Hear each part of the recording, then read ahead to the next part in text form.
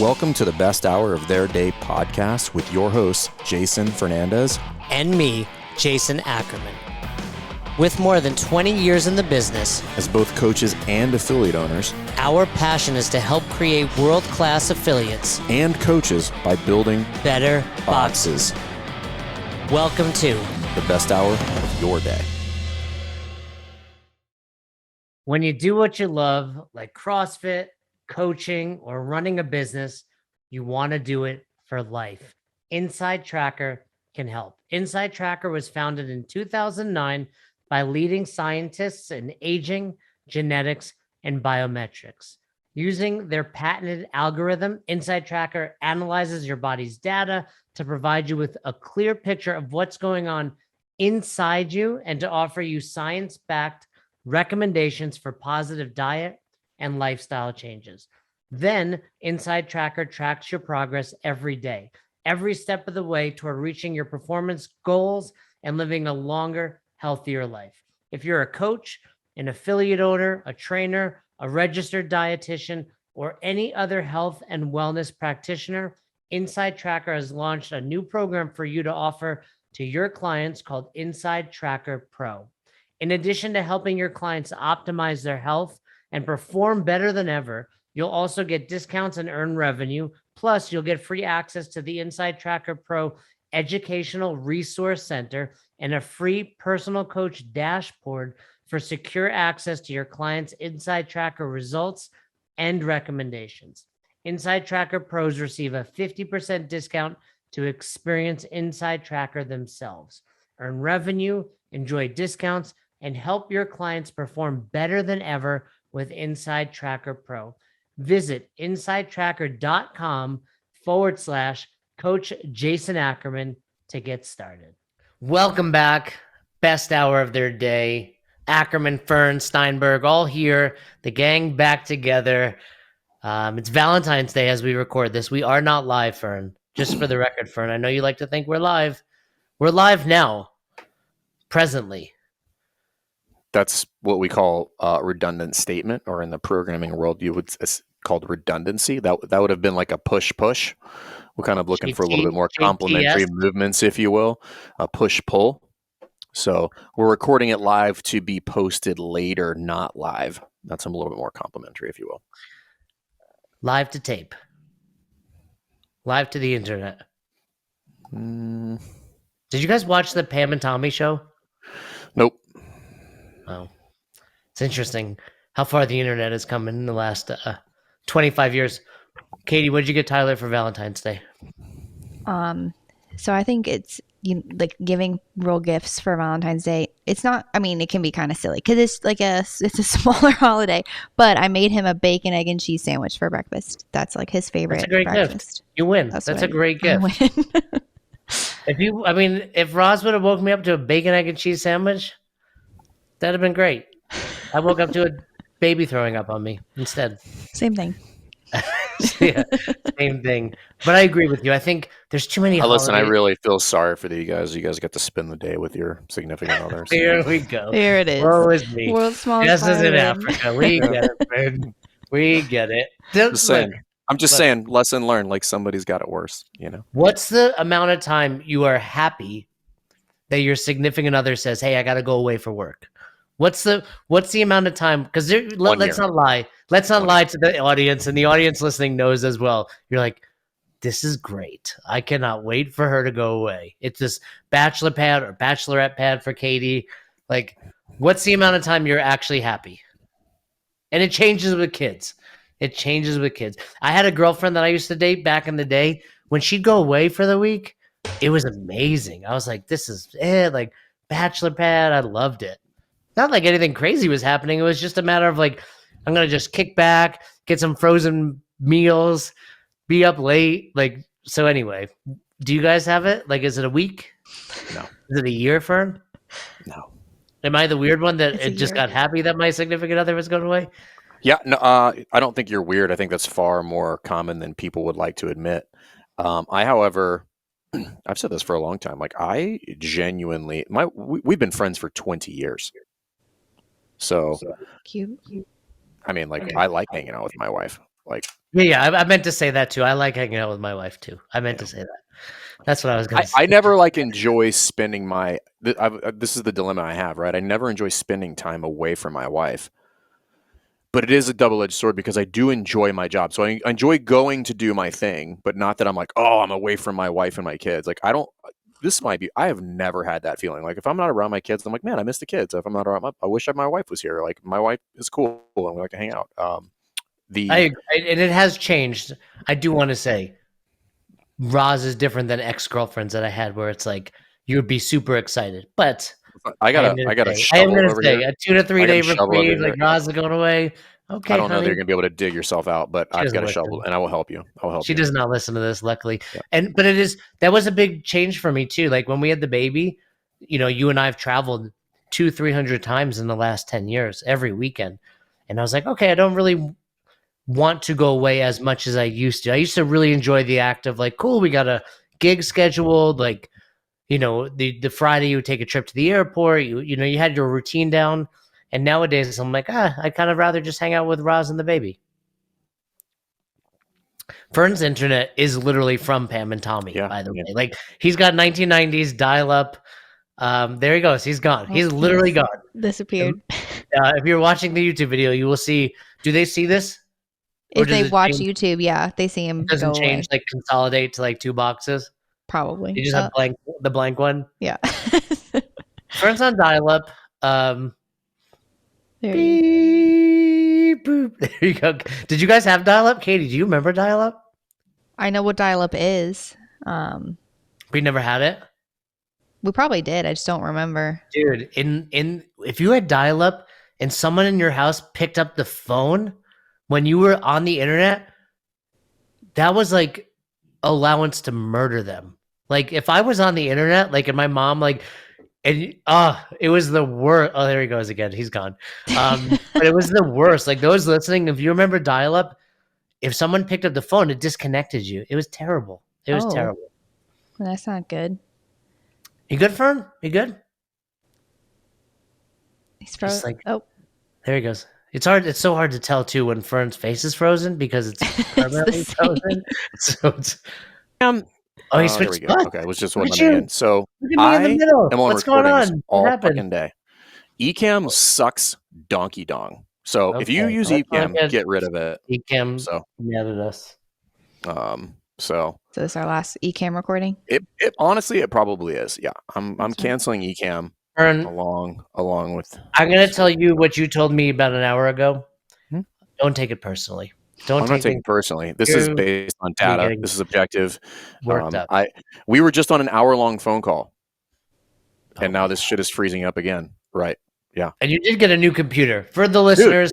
You got new a brand computer. New top of the line Apple. I record 58 Loom recordings a day that go like lightning fast. Ecamm, there's something wrong with Ecamm. I don't know what's up with it. My shit is prioritized on the Wi-Fi. I have no problems since we've redone this, except for Ecamm. You know what? Ecamm is kind of analogous to the conversation we're going to have today. You guys ready for this? See how somebody's got to keep this show on task. It's oftentimes me. I'd say always me. In our defense, we didn't know where you were going to go with the show. Yeah, but I could connect anything. I could just connect at level 4, connect anything to coaching. Except with another human being. You cannot connect with another human being. I cannot. Look, I'm frozen now. Was I frozen? Okay. So it's contagious. It's like COVID. COVID and Ecamm are the same. It'll just fuck up everything. But I have COVID right now, FYI. Yeah. See, that's the problem. It's not me. Fern is just at war with everyone, getting people fired left and right. Ecamm's gone. But Ecamm came along. The Zoom thing's going well. And they're like, hey, let's take something that works efficiently, effectively, fun, and let's ruin it. And let's break it. Right. Let's make it worse. And that's kind of, and I hate to say this because I've never had a problem with Ecamm. I don't like these little rectangles, I'll be honest. But I'm pigeonholed. Like I feel like I can't move. Since the first time we've used it, like we have never had a good connection on Ecamm in my memory. It's like Katie, correct me if I'm wrong. As soon as I come on, like the video is all fucked up. Yeah, something goes wrong, and it's usually as soon as you join. So it's fair. It might just be. By the way, on video. three Yeah, people. You can see the vomit. Yeah, you should definitely wash your clothes. Starting today. And you know what the thing is with the baby? I wash this, she'll throw up on the next thing I put on anyway. So at some point, I'm just like, fuck it. That's fine. I'm sure you deal with it. You had slime. Your kid had slime in his hair. I'm sure you had slime on you. Yeah, I mean, my kid, at least he's potty trained now, so we're good. Is he fully potty trained? I mean, as potty trained as you're going to get a 3-year-old, I think. When was the last time he peed or pooped not in a toilet? And I'll give you the answer for me after. I mean, I'm going to take the over under and be like, it's definitely longer than it has been for you. I peed outside yesterday. Right. So, yeah. yeah. No, it's been a while. Purposely, sometimes when I'm in the group at Best Hour CrossFit, we don't have bathrums. Yeah. At Best Hour CrossFit. Not a good selling That's point. why you have premium. That's why you have I premium. go around the corner of the house and I just pee because, like, if the baby's sleeping, opening the door, I'm always afraid I'll wake her up. So I'm like, you know what, I'll pee outside. Or in a water bottle. Or Katie, that was private, and you just took a private conversation and made it public. Well, I mean, it wouldn't be as weird if you were sitting in the desert in Iraq or Afghanistan. That's the norm there. But you're at your home where there are many bathrooms. Yeah. Sure. So what about, has Chappie been making it through the night? Or does he wear a diaper overnight still? Oh, no. I mean, the nighttime was never the issue. I think he might have peed in the bed like twice. Well, we were at your house when he peed in the bed. That was one. Oh, man, you're so frozen. I didn't want to say this, Fern, and get you upset, but I actually was the one that peed in your bed that night. I say it because he's frozen and he can't hear me. I snuck into his bedroom and peed on the bed. All right. Well, Katie, I don't know what we're going to do about Fern, but I will tell you, I was making that connection between Ecamm and Zoom, for example, and I see this a lot in the box world. I think Fern knows what I'm talking about, and that's these other companies, even just box owners themselves, like thinking we got to fix this thing up, and all you're doing is making it worse. We've had a few conversations recently, and with a lot of our affiliate U clients, we remind them of like, hey, you got into this CrossFit thing because you love CrossFit and you want to help people and you want to have fun, and it doesn't take fixing something that's not broken to make it better. Sometimes it's just focusing on doing the thing. And I think it's commonplace in the world, don't you, Fern, where it's like, you can't just be content. Like, this thing worked in 2001, 2007, continues to work in 2022. But for some reason, there's always going to be people that are like, well, I'll take this one person that got hurt, or I'll take this one person that decided they don't like it because of this, and try to change the model where it's like, nope, not everyone will enjoy CrossFit, but CrossFit works for everyone. Yeah, I'm scared to talk because I think it'll just freeze. Try going. Don't move. Don't move too much. Can I move my eyes? That's like when people have their cell phone and like moving it around. I'm like, that's not how the internet works. Yep. But See, it's frozen. You're frozen. You moved your eyes. Damn it. I think frozen. Maybe it's just like so sensitive to your face because it's so like, okay, I'm not sure. Like, it doesn't move very often. Every time your face moves, there it goes again. It's like, it's probably Chinese facial recognition software. Oh goodness, we're gonna get canceled. That was Fern. Canceled Fern, not Ackerman. I can't be canceled. Also cancel Lou in case any of that has gone. Does Lou get upset still? Did you see Lou recently? Katie? You mean my dad? Yeah, your dad. What other Lou do we talk about? Lou Dog from Sublime back in the day? You don't even get that reference. I don't. Yeah, exactly. How is Lou? He's good. He travels for work a good bit, so he's been traveling. Has he got that RX Smart Gear rope with him still? He doesn't have an RX Smart Gear. It's like another off-brand rope that I bought him for his bootleg birthday. rope. You don't even support our sponsors? Yeah. No, I don't. But he doesn't do CrossFit, so. Gotcha. All right, Fern, you're still frozen. Yeah, I know. Go ahead. Talk. I don't want to at this point. Well, for listeners, this will be a great episode. I refuse to participate. Again, I reject the premise that is me and that this is just Ecamm. I've never had this much issue with anything other than Ecamm. I think it's Lindsay is probably live on Instagram right now. Lindsay's not even here. She's not here. She's plugged into that CrossFit Rife Wi-Fi. Yeah. No, she's not Lindsay even here. lives on social media. Like literally in the box. In the box. She's on, like lives in the phone. So what's your thought on that? She's like,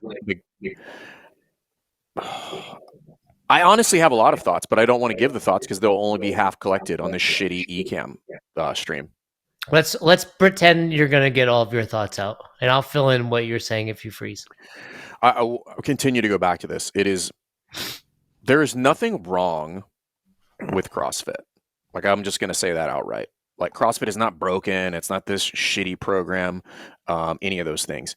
And you don't need to change what you're doing. You need to, I'm actually rereading Brilliant at the Basics. And I would contend that if you just understood what you were doing better, it's a double-edged sword, right? It's so effective that you could use it and really not know what you're doing and it would work.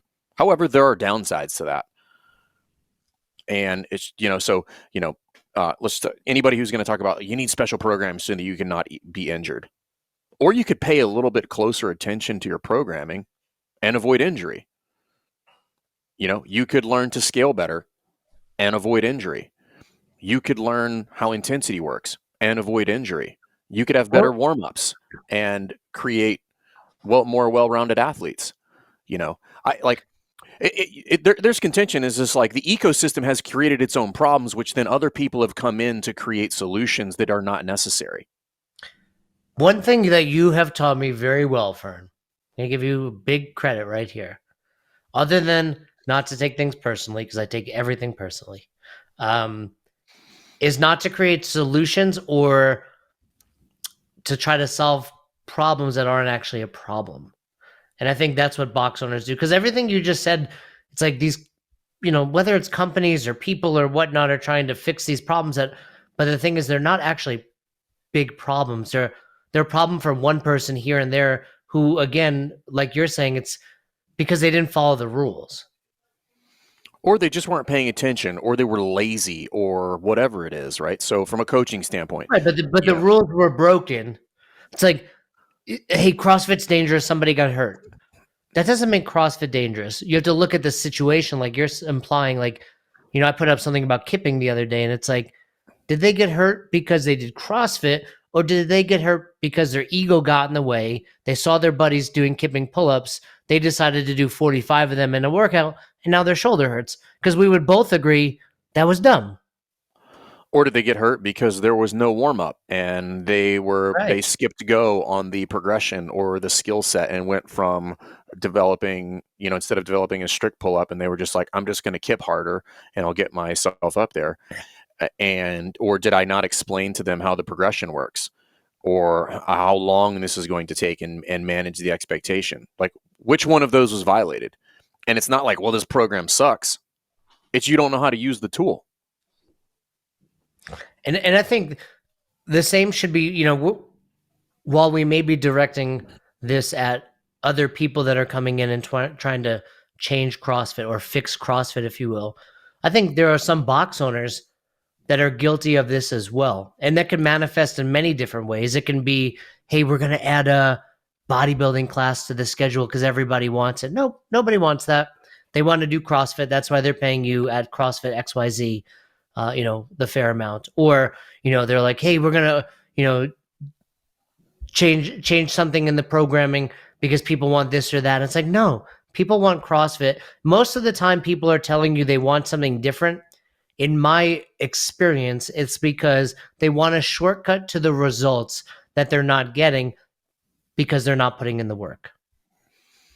And that's either a lack of understanding or sloth, right? I mean, and you choose your choice. Yeah. Or typically a combination of both, right?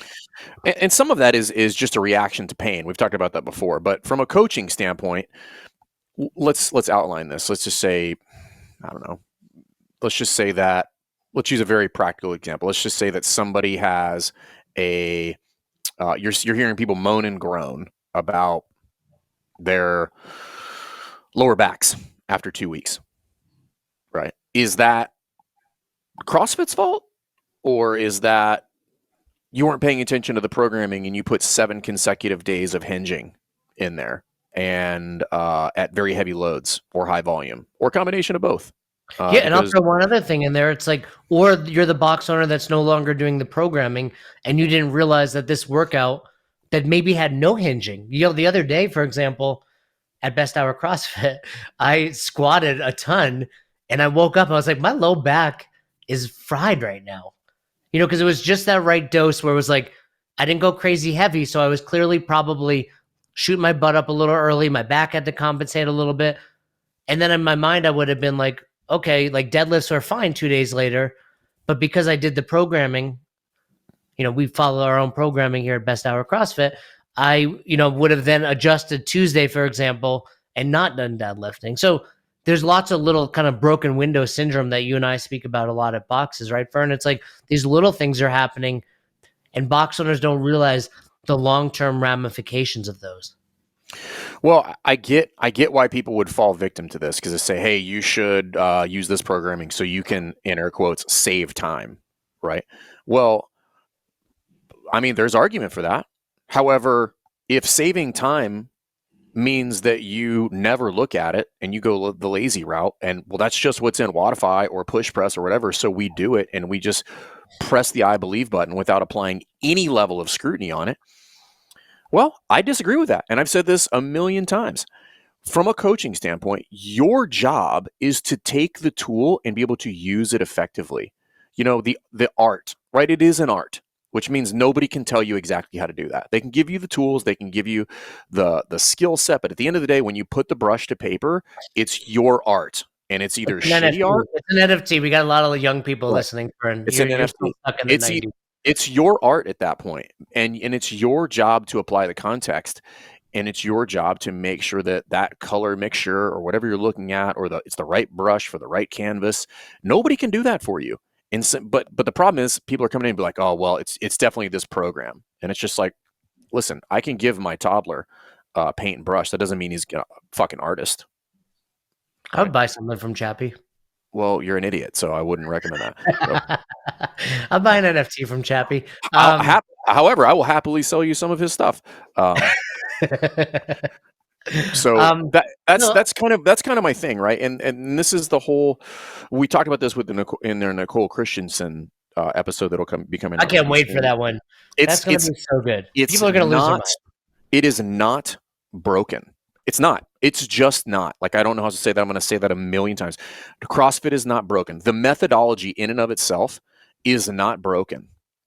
It is in many instances misapplied either to a small degree or a large degree, just like quite literally everything else in the world. But that doesn't mean it's broken. It just means that we should be better at our craft.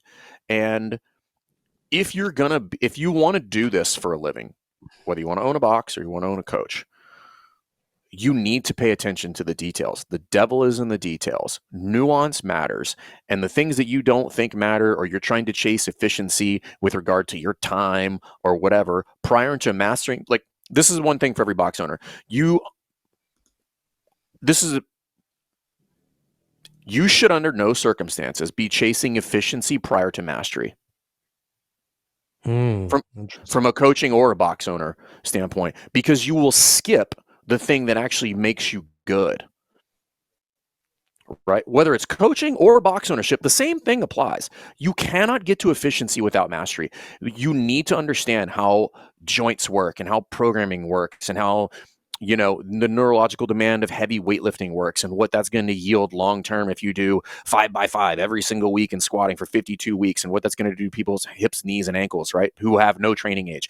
You need to understand that if you want to skip around as a box owner and you don't master the basics of just having a good sales process and making sure that the same thing happens every single time, and that you want to come up with some new, you know, whammadine thing where just like, hey, we're going to offer super secret squirrel programming. And it's just like, cool. It doesn't matter.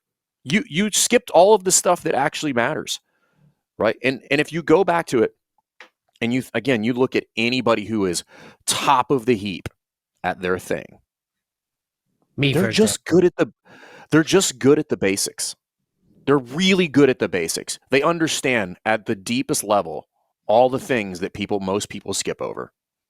Right? They understand their customer. They understand every aspect of customer service. They truly, truly nerd out and understand programming and will morph it and adjust it because that's what needs to happen. And they understand scaling, and they understand hey, there's actually is no reason for Bob to overhead squat today, so let's just make him front squat.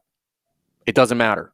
That's not the point. The point was squatting, and you just jump to the fact that like you, for whatever reason, think that Bob needs to overhead squat. Meanwhile, Bob's overhead position has a 50-degree angle when he puts his hands over his head, and you just get caught up in making it binary, right? Making it like it must be this way. Now, movement is binary, meaning that hip crease is either below parallel or it is not. But the way I apply that concept matters. And this is where like go back to the basics. There is no need to create something special, right? Like unique, right? And whatever, like people, if you want to, because you just have that joy and you want to do that, then by all means pursue it at all costs. I highly encourage you to do that. Or you could just take this tool that is amazing and you could get better at it and you could pursue mastery at all costs. That would be the better option. Because here's what I tell you. You're not going to create something more effective than CrossFit. It's not happening. And everybody who thinks they are, you're completely full of shit. It's not happening.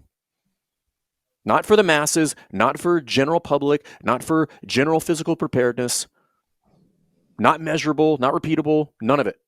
Like, he cracked the code. Sorry, everybody. I know you're mad that you wish you had made it, but you didn't. He being Greg Glassman. Correct. So just learn how to use it better. Like, dive back into the content, dive back into level 1 manual, dive back into the level 2 manual, dive back into all of that stuff and continue to go back and do it. Same thing as a business owner. When you think you're crushing it at something, every time we have somebody who gets stuck in something in Affiliate U, couple questions. Hey, what about this? And they're like, I need to revisit that. I'm like, I know, because you're not done. You got just enough information to start getting some headway on it, and then you skip to the mastery portion. And I am not immune to this, by the way. We're still going back and refining things because there's certain things within the business that I would argue that we have not mastered, that we're still working on. And I'm aware of that. I'm like, we need to go back and revisit that. There's a devil at every level, dude. And most of the time, it's a lack of mastery, just of a different skill set that you weren't aware that you needed when you got there. Well, that took a turn. Did? Well, you got worked up in a good way. Your internet lasted. Well, I was just waiting for that. I was stored it all up for that. I think there is something to be said about that. I think a lot of the people that are trying to make changes, there's like a hint of like, I wish I came up with this and I didn't. So I'm going to try to tweak it. And I had a mentor back in the day who used to say, hey, if you want to make something important, it has to be meaningful or unique. Right. And you could take something and like CrossFit's meaningful and it's unique. And people then try to tweak it. And you could take something like I can't think of any. I tried to just real quick, but I'm sure there's plenty of inventions that are like, well, I had this and now it's significantly better. Right. But there's also some inventions that don't need to be tweaked to be any better. And I believe CrossFit is one of them. Let me give it. I do want to give a real world example. And the sticky note. Should we reinvent the sticky note, or is it just good enough the way it is? Right? It's paper. Yeah, no, but I'm going to do a sticky note that has, and you stick it on things, right? Like my sticky note has lines everywhere, and it's like cool. Right. It's a sticky There's note, smaller right? sizes, and I'm like, yeah, it's still a sticky note. I get it. It's just like they do get too small. It's too small is useless. I will say. Some of that is just to drive people insane. Yeah, there's too many options. Let's give a specific example. And I only give this example because he has signed up for Affiliate U. And I'm super proud of this guy. It's the owner of the box here, Ralston Creek. Like, I'm really, really excited for him to be one of our clients because I know he's just going to crush it with us. But, part of the reason he signed up was because he was, in the middle of this. Like, and it's like you're battling through the complexity. We've talked about it before, like simple, complex, simple. And if you're stuck in that complexity, life is a struggle. Like, life does not have to be a struggle. Simple is just like, fuck it, CrossFit works. And then on the far side, like, complexity is everything you just discussed. And then the far side of complex, the other side being simple again, is like, oh, wait, this shit still works. Like, I don't need to do anything crazy. Yeah. So in the Slack group that I have for the group, and I hope he doesn't mind because I'm really, like I said, genuinely proud of him for doing this. But it was like, hey, guys, a lot of people's shoulders are getting banged up. So what I want you guys to do is figure out of this list of movements, incorporate a couple of them. And they were like smart movements, but like banded lat pull downs, like activation type movements, preparing you for overhead squats or pull-ups, etc. Which are great, by the way. No Great. beef with any of that. However, one of his coaches asked, well, when do we do this? We already have a jam-packed hour. And he's like, well, you do it during the whiteboard brief. And I'm like, cool. So now you have two things getting bastardized because no one's listening to your whiteboard brief anymore, which is probably going to lead to more injuries anyway. And they're also not really focusing on these activation movements, which need to be focused on, right? Like just tugging on a band for 15 reps is not the same as like I'm stretching, I'm targeting this movement. So, but the bigger question that I asked was, if we find the need to do this, why are we not questioning the programming to begin with? Why are we not looking back and saying, hey, maybe this programming's messy? Or B, I said, who's everyone? A classic Fern line, right? Like, who's everyone? And he listed a couple people, and I said, of those 3 people you mentioned, 2 of them I know are better athletes that always push themselves potentially too hard. So are we trying to create a solution for the gym that's going to actually potentially downgrade our product to help the 2 people that are biting off more than they can chew on the workout? Or just looking at the programming and not saying, hey, maybe overhead squatting 5 times this week was a mistake? And I don't know that's an exaggeration, but yes. Or well, let's play devil's advocate. Or there's nothing wrong with the programming, potentially, and there's plenty wrong with the lesson plan and the warm up. Yeah, maybe there is time for these new movements. You're absolutely right. Maybe in the warm up, right? But that was part of it too. Like, do we tweak shocker, right? Yeah, that's what fucking warm ups are for, right? And this is the point with this. This is my whole beef with the whole thing. It's just like, again, misapplication of a useful tool. If you have programming that is banging people up, we should look at the programming. I should simultaneously look for how are we prepping people for said programming, because I would argue there is very strong case that if warmed up properly, it wouldn't matter. If they were going through proper progressions, if they were building strength, if they were doing general and specific warm-ups, if they were doing just generalized joint mobility and just doing some stuff that, by the way, you don't need a doctorate in physical therapy to do, right? Like you can find most of this stuff on the internet for free. And it doesn't take long. And then apply that with appropriate scaling, you can avoid most of this. Now, yes, there are certain things that you should that's just dumb. Okay? But most of the time I would argue if I looked in there, I would find a problem that is very easily fixed. And it doesn't mean throw out the thing that you're using. It means you should add a little bit more warm up in here. I look at the lesson plan. And I'm like, did you warm up the pull up at all? They're like, no, we just got ready to go. I mean, it's just a pull up, man. I'm like, I think we've identified the problem. Dude, it takes me 2 hours to be ready to do a pull up these days. Well, you have the worst mobility of all time. That doesn't shocking to me, right? So, but I want to, going back to what you said, it's right. It's like, yeah, we can look at that as a whole and say, hey, it's this CrossFit thing, but it's not. It's like, hey, the warm up or the amount of volume we're putting in there. I mean, let's not forget, CrossFit done effectively is 1 workout a day, almost always under 20 minutes. And I'm going to just throw this out there, and I can speak for you on this, Fern. 2 dudes in their 40s who've been doing this thing for quite a long period of time, have had minimal injury associated directly with CrossFit, right? Like, I know you've got a couple injuries, but a lot of that is probably your Division I career and your Navy career. I mean, either way, I've had some injuries, but I would argue that for the amount of working out that I've done in my life, I've had almost 0 injuries. Yeah, and I had far more injuries pre-CrossFit doing bodybuilding and other activities. I got the worst injury I've ever had athletically was during yoga. I thought I tore my freaking rotator cuff. I was like calling my dad. I was like, Dad, he was like, what are you doing? I was like, well, it was triangle. And I must have stretched too far. I remember like literally being on my staircase calling him. He was like, I'm a dentist. I can't help you. Yeah, he was like, do your teeth hurt? And I was like, everything hurts, Dad. Prescribe me drugs right now. So anyway, but the point is, when you're seeing stuff like this, you have to question the source, and you have to realize if, look at the bigger issue. It's not CrossFit. Figure out what's going on at the affiliate that's causing this. And injuries are a worst case scenario, but oftentimes it's like, hey, people aren't realizing their goals. Cool. When was the last time you spoke about nutrition? When was the last time you actually sat down to figure out what their goals were if it is athletically? There's so many other things associated with it. Or are you giving a terrible whiteboard brief in such that this person feels pressured into doing something, in air quotes, as prescribed versus scaling, because that's the environment and the culture that we've built. So we didn't brief it and they don't understand. So the lack of transmission of knowledge is not there. And then subsequently they make a decision out of ignorance rather than following my lead because I'm laying these little crumbs all the way along. And again, so it's not fix the thing that's not broken.